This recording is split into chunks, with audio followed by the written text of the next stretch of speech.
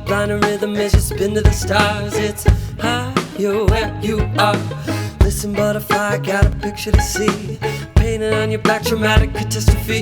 Wispy swirling, spinning, spotty hooks into me. You're high, you're my love's dream. You're a mixed match, what's that calling out to me? Never thought in my whole life that I would get to see such a beautiful mess. All my favorite things, you make me drop jaw. You're a collage. Challenges in shooting a documentary like this is we'd go on long expeditions in the backcountry, so keeping batteries charged. We had portable solar panels to charge batteries, and just keeping equipment working, like cameras fogging up, because moments were happening all the time. You just want gear working. Shooting in Alaska is pretty ideal. Everywhere you look, the background's stunning. So if you put, your subject anywhere in Alaska, it's going to look good. So, it's just mainly having the gear cooperate with the weather and the elements was the challenge. Just make sure you protect your equipment when you're dealing in wet, hot, rainy environments. You have spares of everything. You have to really be careful with every step, and you have to think about your job and also being careful with your feet. I work for Discovery Channel, just got finished working on Survivor. I also am about to leave in less than a week on The Amazing Race. Just got back 24 hours ago from South Pacific. So. Originally set out to make a documentary about global warming that a Republican might watch. And it evolved into quite a elaborate project. For me, it was about story. Jonathan, when I first spoke to him on the phone, he just kind of gripped me with the strangeness and brilliance of his character. And I just had to make a film about this guy who's doing such a crazy thing. And the idea of filming a story live as it's happening and see what happens was really exhilarating for me.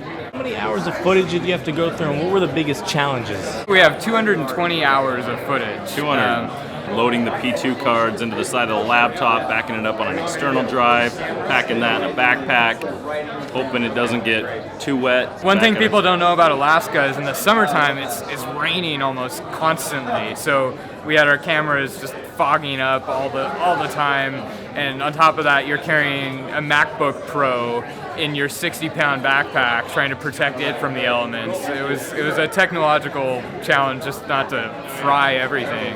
Waiting for those moments that just seem really golden, to use a not very good pun. Just funny things that you didn't imagine would happen. There are things you remember when, this guy tripped and nearly cracked open his head on the side of a glacier.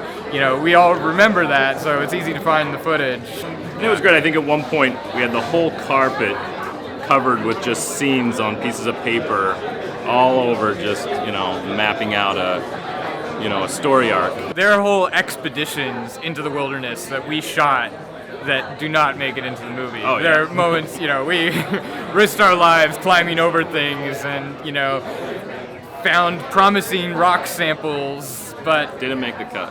In the end, we had to kind of bow to the 3-act structure and, cut some things. Our soundtrack really came together. I think people are going to enjoy it. It's a rock and roll based soundtrack. Eric the Red provided a very, very substantial feeling to the movie.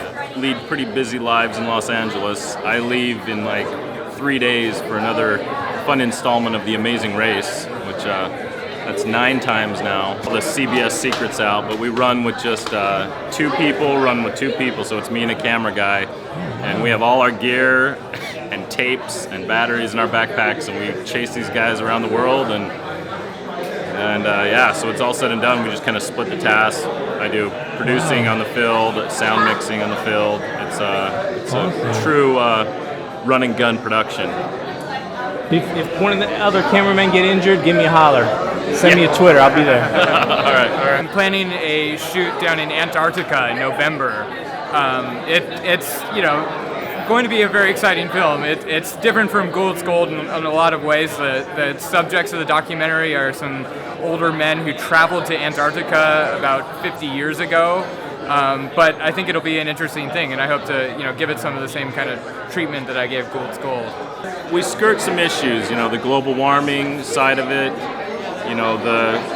following a capitalistic idea that's really unconventional. The audience really kind of just look at what their ethics and their beliefs really are, when it comes, when it's all said and done. I mean, we had a favorite joke of ours, Michael Moore would probably push over his camera and grab some gold if he actually saw some in the ground, as most people would. But, to make a documentary about the promise of gold is... I think part of our mission too is to tell a story and not be heavy-handed about what the message of it is. Jonathan Gould is a kind of anti-hero in some ways. From, as he would say, a lower 48 perspective. Down here, we aren't so happy that global warming's happening. It's a bad thing, and for a guy to be trying to profit from that is there's a lot of tension there. But we don't want people to walk away thinking he's a demon. We don't want people to walk away thinking that looking for gold is a bad thing.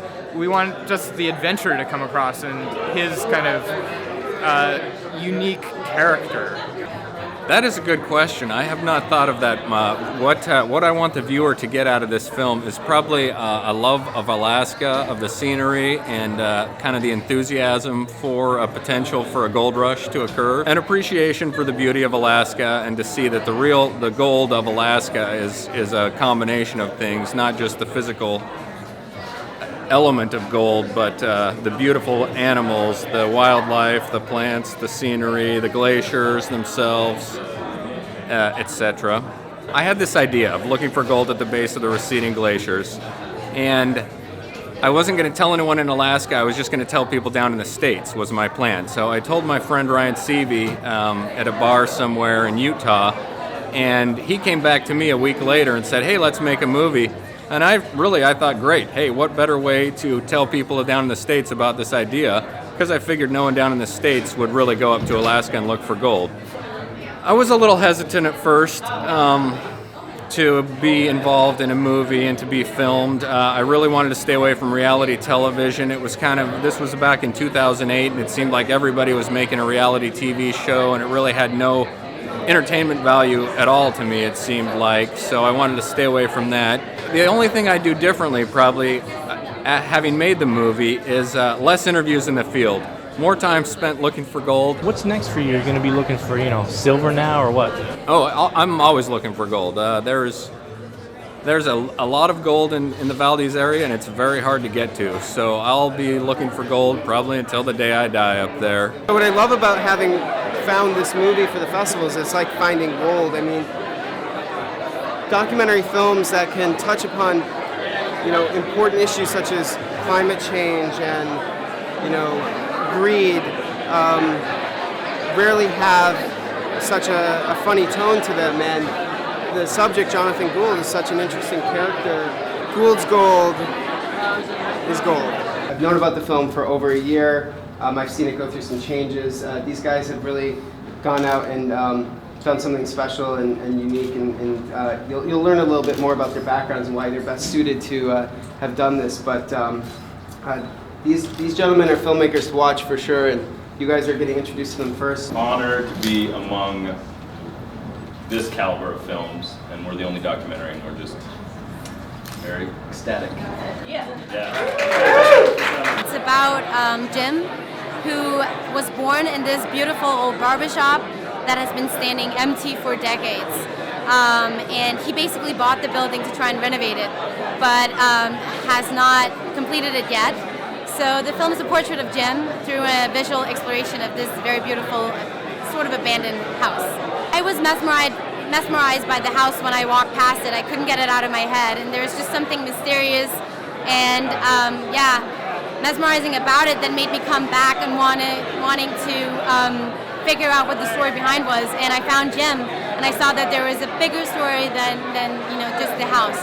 Any film, it's really a personal experience, but I think that meeting a person that is willing to talk about their life, the ups and downs, and also the mistakes that we all make in life, can be very inspirational, and I hope that's what people get out of it.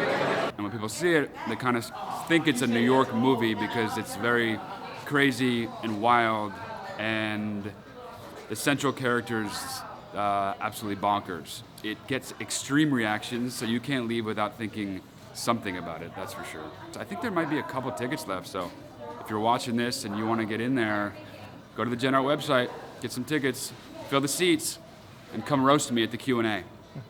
This morning she retweeted that I was swimming. I don't understand why that's important in social media.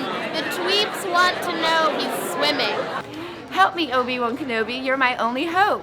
The story was changing so much every day, so it's just keeping up with the story and all the different people we were shooting, and just trying to capture everything. You're going to make this. It sounds like now you're going to go through with this. You know what's driving that ultimately?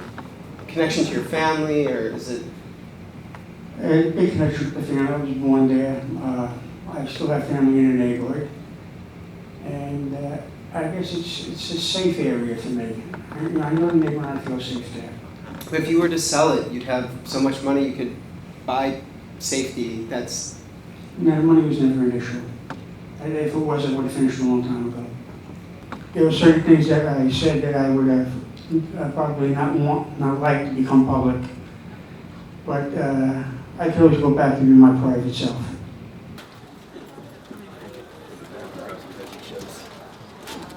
What do you think of the short film? I thought the short film was awesome. Very captivating. The subject was really nice guy named Jim. Really well put together, aesthetically beautiful.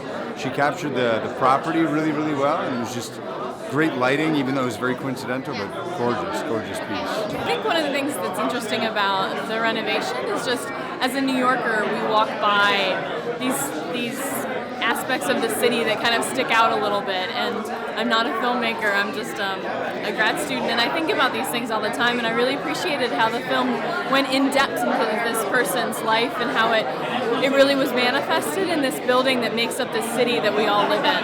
How this house brought out the aspects of this person's life, and how it literally traced through his story from his birth into the aspects of Vietnam, and how that impacted him and maybe affected why he was still a single man living in this house, which I think is, as New Yorkers, we're often kind of isolated in the midst of this enormous city. So it was really touching, and I think also, very insightful into this man's life. I liked the short because, you know what, it took a man who had no interest in being on film, and it brought him out, which is a very interesting thing to me as a filmmaker. I'm mostly a comedy writer, but I'm doing a documentary with Chris Rock on the comic strip, the legendary comedy club in New York. Because he trusted Leah, he allowed himself to open up and talk about things that ordinarily he wouldn't talk about. What do you think of the feature? The feature was awesome. Jonathan Goold is a very charismatic guy. It was really well put together. The story was really interesting. It had a couple of different layers of disappearing glaciers, which is, I think, a captivating story in and of itself. His gold mining sense and the gold fever is really kind of awesome to watch. It was a little bit personal for me because I'm also a scientist, and as he was looking for these things, I was thinking of all the failures in my own work. Science is really about this. Science is about this trek where you're always in pursuit of something that's really hard to do or hard to find. And I thought it was inspiring in a lot of ways, the ways that he even found, what we would call a normal life, but his passion, his search for this thing, which is what drives a lot of scientists, couldn't be. It was this fire that couldn't be burned out, and so it was just remaining through the film, and even at the end he still had it, even though other people didn't know it. There's a scene in there where this little plane takes off, and someone had to be shooting that, which meant that there was a guy alone on the ground shooting this plane, and I said, oh my God, where is this guy, and how is he going to get out? And then they told me they had to fly back and get him, because they only had one plane, they didn't have a budget for a helicopter.